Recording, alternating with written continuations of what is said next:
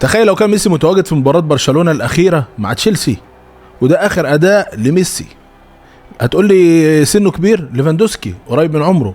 هتقول لي أصل هو بيلعب في الدوري الأمريكي، ده هو بيلعب مع الأرجنتين، والأرجنتين بيقابل منتخبات قوية في أمريكا الجنوبية. ميسي سجل هدف وصنع 3 أهداف، ده الهدف الأول. ميسي انه يعرف ان هو يأثر في اي فريق في العالم، ده هو اللي طلب ان هو يرجع، ويطلع لك لابورتا يقول مش عايزينه حتى اعارة 6 شهور، اعارة 6 شهور، ممكن هو اللي يبني لك الجيل اللي هو طالع في برشلونة دلوقتي المستقبلي. تأثير ميسي عالي في اي فريق وفي اي عمر، لانه موهبة بالفطرة مش زي اي لاعب.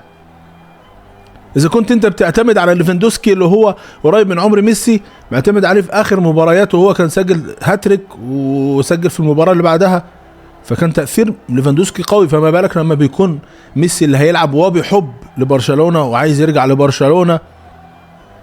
تخيل ده تأثيره في اخر مباراة، لمساته في اخر مباراة من كام يوم، وبيهدف مع المنتخب الارجنتيني وبيصنع وبيلعب لعب عالمي. تخيلوا بقى ميسي مع بدري في نص الملعب والجانب الهجومي ميسي، واللي في الوسط بدري، صنع الهدف الثاني. هيفكرنا لما كان هو مع انيستا برشلونة ايام انيستا وتشافي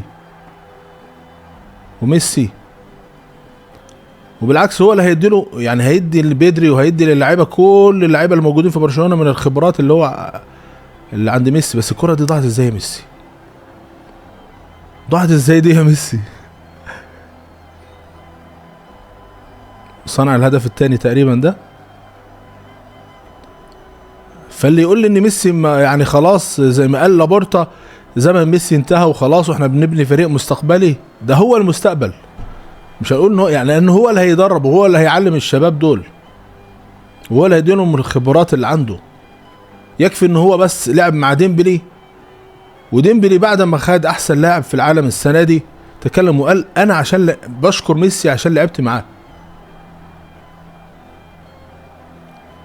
في اخر مباراه، ولمساته كلها خطيره، لمساته كلها مفيده للفريق. اللي مع الراي ده عوده ميسي يعمل لايك ومتابعه، خلينا نشوف ايه اللي هيحصل. اتمنى ان هو يرجع وياخدوا يسحبوا الثقه من لابورتا اول حاجه في شهر 1، وبعد كده ان شاء الله يرجعوا. ده مستواه في اخر مباراه. لايك ومتابعه عشان يوصلكم كل جديد.